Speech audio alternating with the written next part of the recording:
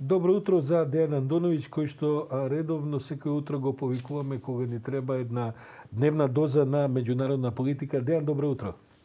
Добро утро, Сашо.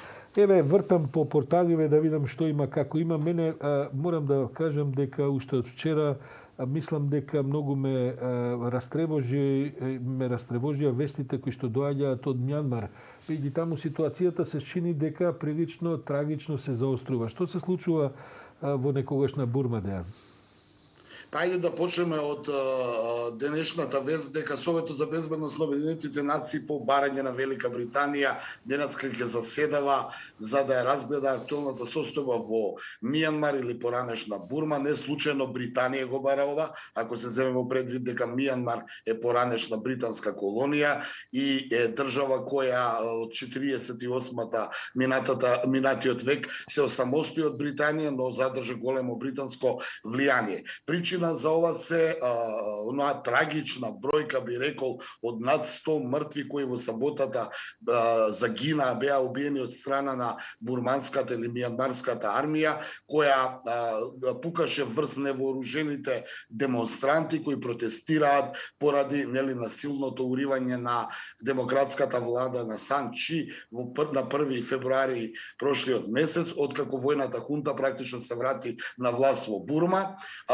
Демонстрантите протестираа, војската излезе на улици за да ги разбие демонстрантите, започна да пука врз нив. Според последните информации околу 100 мртви, некои информации велат 90 мртви, некои велат и повеќе од 100 мртви имало во саботата, а тој ден беше ден на славење на денот на мијанмарската армија, па демонстрантите, изразувајќи го протестот поради војниот пуч кој беше изведен минатиот месец, излегла на улиците. Војската брутално ги разби, нешто што можеби одамна, Сашо, не сме виделе во светот, својата војска да пука на своите граѓани, што предизвика голем скандал. Ми се чини дека светските тикери притиснати под оваа ковид пандемија и некои потези околу сузбивањето на пандемијата, како малку да ги занемарија овие работи кои се катастрофални. Ќе потсетам, најмалку 100 убиени во саботата за време на разбивањето на демонстрациите во Мијанмар, армијата пукаше во невооружени цивили. Да, и ако не се лажам, има и неколку сосема млади деца кои што загинаа. Дури ако не се лажам, едно 7-8 годишно дете кое што е случајна жртва, дури не било во близина на протестите, но од Заскитен куршум загина. Каква е перспективата на целиот тој распред, Дејан? Како ти се чини, бидејќи очигледно е дека војскава во Мјанмар не мисли на ниеден начин да, а особено после овие ескалации, сега веќе тоа станува и неизводливо заради прашањата на одговорностите што ќе се бараат. Како тоа понатаму ќе се развие?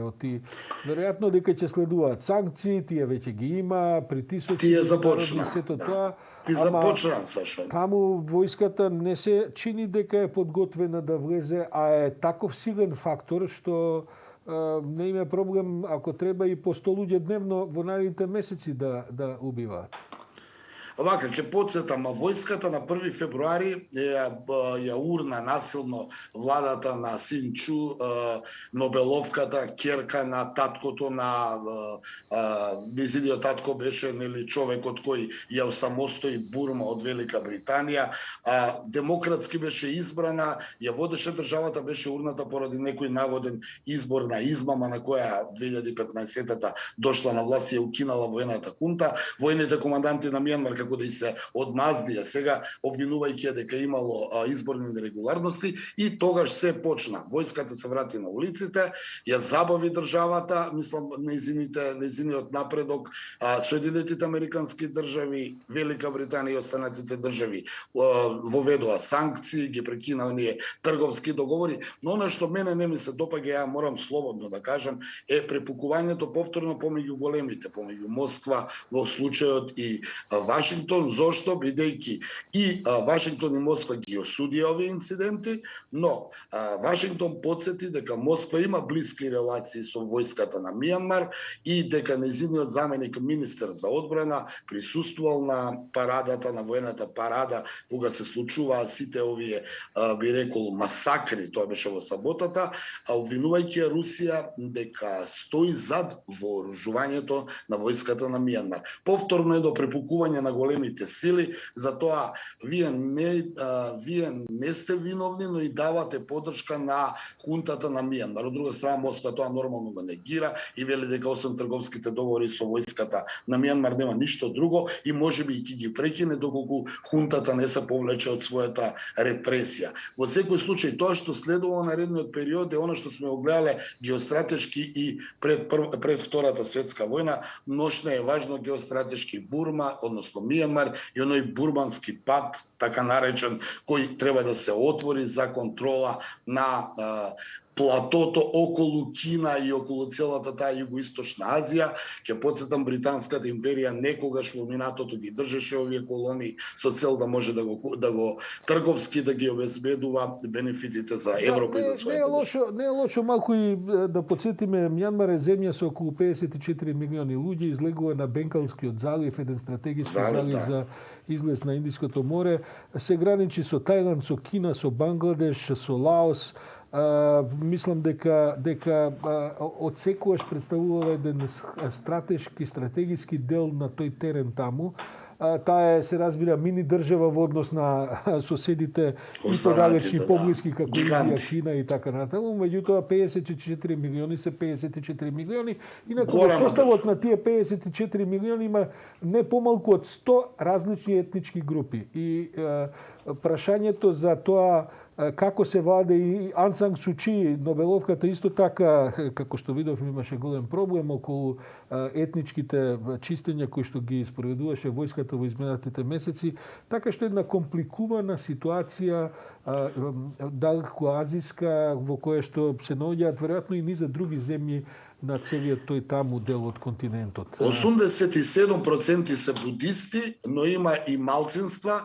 Познато е оној прогонот на Роханџу муслиманите, староседелците од Бурма кој го спроведе воената хунта, се направи една хуманитарна катастрофа, се направи една нетрпеливост натре во општеството, а што се однесува до самата Нобеловка, нивните закони таму се малку чудни, па таа не можеше да стане претседател до 2015 година само затоа што нејзиниот сопруг имал британско државјанство. Значи една комплицирана состојба, а кога е така комплицирана состојбата, тогаш многу работи се во игра. Ќе потсетам, она што според мене е најтрагично во моментот, да не влегуваме во тие геостратегии, е во еден ден да бидат убиени над 100 цивили кои само демонстрирале и негодувале поради воената хунта која е воведена, значи во 21. век, кај што има демократија и каде што има човекови права. Дејан, во една минута, вчера се одглави оној брод во Суетскиот канал.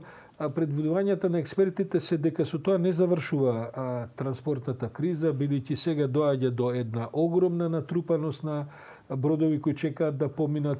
Тоа ќе предизвика тоа ќе предизвика потоа натрупаност на разните европски пристаништа кај што се упатени тие бродови. Па тоа ќе предизвика потоа недостаток од контейнери, бидејќи работи за стотици илјади контейнери кои што се движат во овие витални поморски правци.